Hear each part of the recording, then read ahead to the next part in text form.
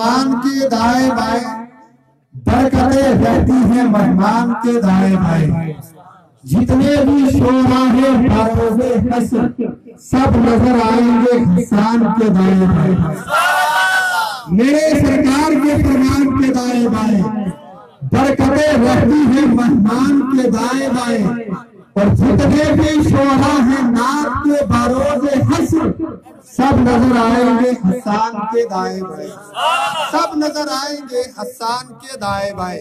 حضرات دیکھیے نعت نبی صلی اللہ علیہ وسلم یہ بڑی عظیم نعمت ہے، ہر ایک کے حصے میں نہیں آتی، اور جس کے حصے میں نعت نبی یعنی عشق مصطفیٰ صلی اللہ علیہ وسلم آ جائے پھر اسے دنیا کی کسی دولت کی کوئی ضرورت نہیں۔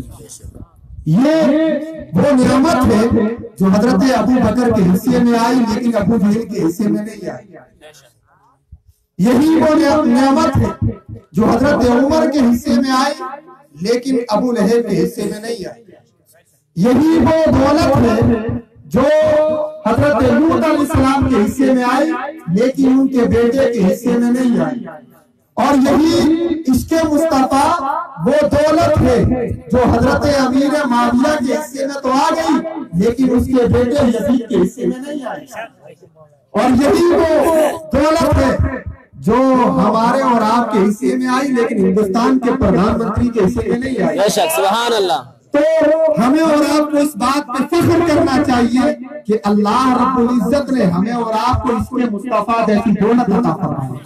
تو تبھی شاعر نے کہا تھا کہ میرے سرکار کے فرمان کے دائیں بائیں برکتیں رہتی ہیں مہمان کے دائیں بائیں، برکتیں رہتی ہیں مہمان کے دائیں بائیں، اور جتنے بھی شعراء ہیں نعت کے بروز حشر سب نظر آئیں گے حسان کے دائیں بائیں، سب نظر آئیں گے حسان کے دائیں بائیں۔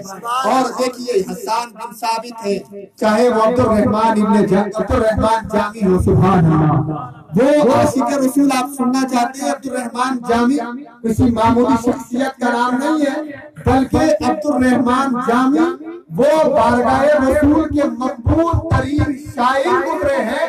اللہ اکبر کبیرہ، جب وہ جو ہے ایک نعت لکھتے ہیں اور نعت لکھنے کے بعد جب مدینہ جا رہے ہیں رات کو مدینے کے گورنر کو عالم خواب میں میرے نبی کی زیارت ہو جاتی ہے۔ جب نبی کی زیارت ہوئی میرے آقا فرماتے خبردار ایک میرا عاشق جو ہے ہندوستان سے، جو ایک میرا عاشق جو ہے وہ مدینہ آنا چاہتا ہے، اسے مدینہ سے آنے سے روک دیا جائے۔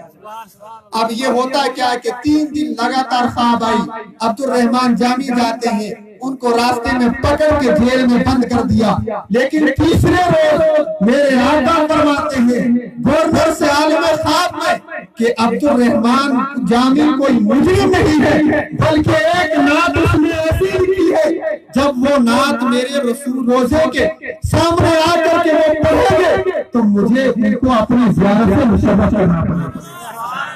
اللہ اکبر کبیرہ۔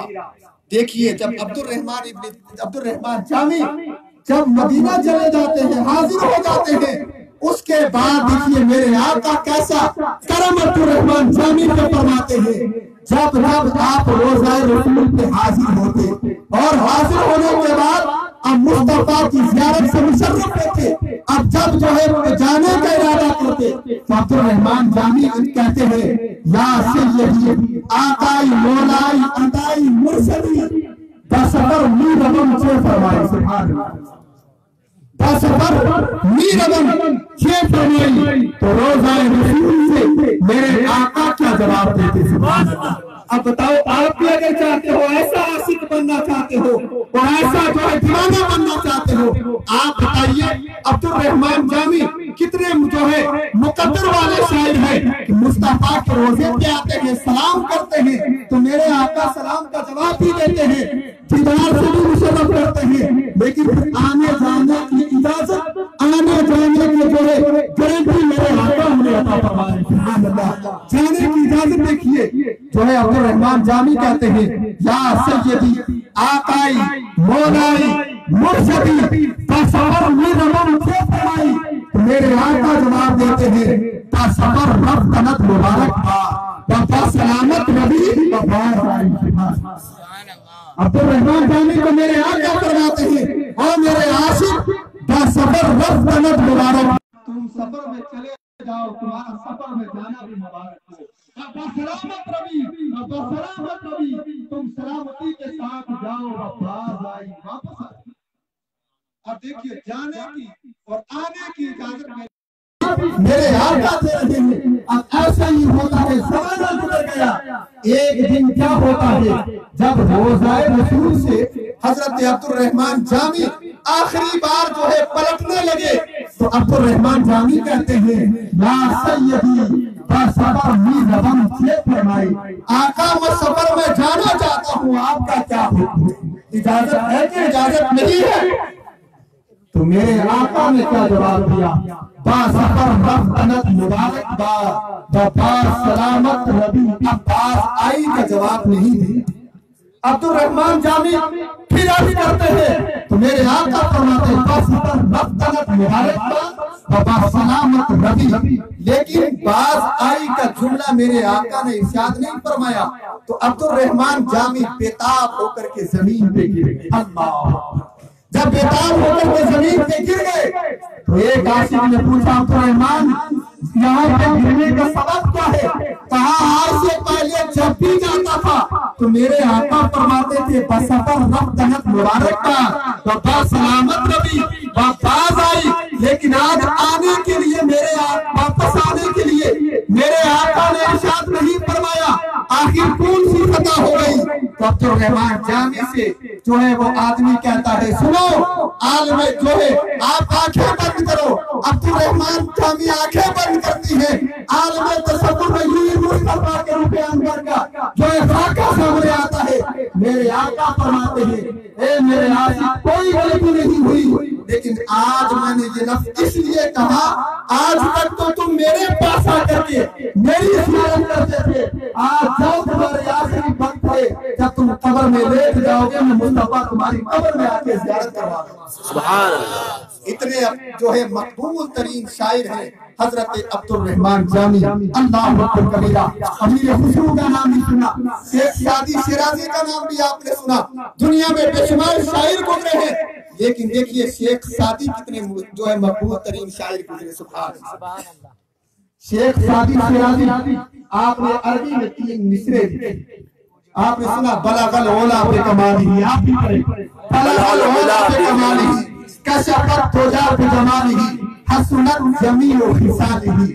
آپ نے کیا کیا کہ رات کو عالم جو ہے دل میں تصور پیدا ہوا کہ نبی کی نعت لکھے. سبحان اللہ. جب نبی کی نعت لکھنے کا خیال پیدا ہوا آپ نے 3 مصرے لکھے. قلم اٹھایا, کاغذ اٹھایا, 3 مصرے لکھے. کیا بلغ العلا بکمالہ کشفت تجا بجمالہ حسنت جمیع خصالہ. سبحان اللہ.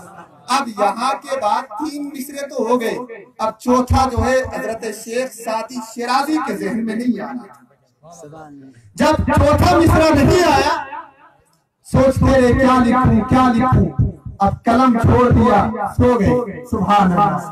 ادھر جو ہے شیخ سعدی سوتے ہیں, مقدر جاگ اٹھی.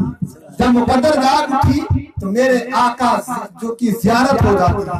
جب زیارت ہوتی ہے تو میرے آقا فرماتے ہیں سعدی جو رات کو تم نے نعت کے مصرے لکھے ہیں ذرا مجھے بھی سنا دو. سبحان اللہ. کہا مجھے بھی سنا دو.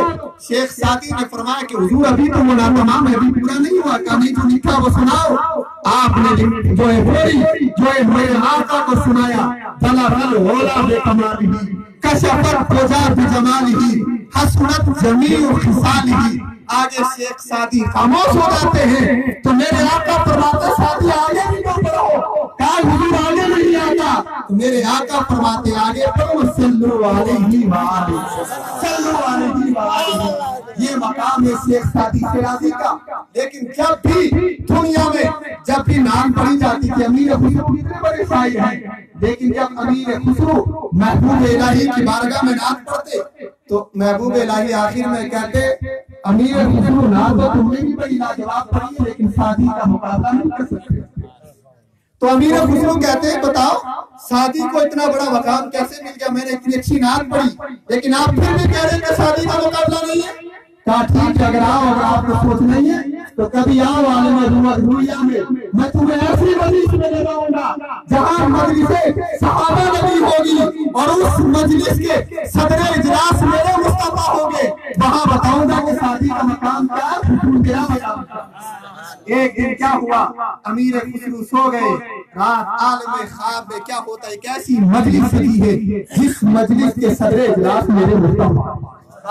اب مصطفیٰ کی بارگاہ میں امیر خسرو بھی موجود ہے اور شیخ سعدی بھی موجود ہے اور جو ہے شیخ سعدی بھی موجود ہے، حسان بن ثابت بھی موجود ہے، سب نے جو ہے یقے بازی پر ناز پڑھی۔ آخر میں میرے آقا فرماتے ہیں سب نے پڑھی، امیر خسرو ذرا آپ ہی پڑھ دو۔ امیر خسرو نے بھی عالم رویہ میں جو ہے مصطفیٰ صلی اللہ علیہ وسلم کی ناز پڑھی، جب سب نے پڑھ لی آخر میں میرے آقا فرماتے اب لاؤ میرا سعدی کا۔ جب سعدی کو لایا تو آقا فرماتے سعدی کو شعر سناؤ، بلا بل ولا بے کمال کشفت وجہ بے جمال ہی حسنت جمیع خصال ہی صلو علیہ وآلہ۔ تو تبھی کسی شاعر نے جو ہے فرحان دین نے کہا تھا زمانے میں کاغذ و قلم جسے میسر ہو، بولے سبحان اللہ، زمانے میں کاغذ و قلم جسے میسر ہو وہ کاغذ و قلم سے کام لے لے ایسا تھوڑی سی، وہ کاغذ و قلم سے کام لے لے ایسا تھوڑی ہے، ارے خدا توفیق دیتا ہے تو لب حرکت کرتے ہیں، کوئی بھی مصطفیٰ کا نام لے لے ایسا تھوڑی ہے، کوئی بھی مصطفیٰ کا نام لے لے ایسا تھوڑی ہے۔ حضرات اب اسی ماحول کو برقرار رکھتے ہوئے اور جو ہے پورا مجمع ایک بار آگے سے پیچھے تک لے کر کے دونوں ہاتھوں کو فضا میں لٹا کر بولے یا رسول اللہ، یا رسول اللہ۔ اسی ماحول کو برقرار رکھتے ہوئے میں جو ہے مائک پر جماعت اہل سنت کے مقتدر محترم عالم دین حضرت علامہ مولانا مفتی محمد اشرف صاحب قبلہ صدر افتاح ماحول، میں ان کی بارگاہ میں بڑے ہی ادب کے ساتھ گزارش کروں گا کہ مائک پر تشریف لائیں اور اپنی علمی گفتگو سے سامعین کے قلوب کو منور مجنہ فرمائیں۔ آنے والے مہمان کے استقبال نعرہ تکبیر و رسالت کے ساتھ کیجیے، نعرہ تکبیر۔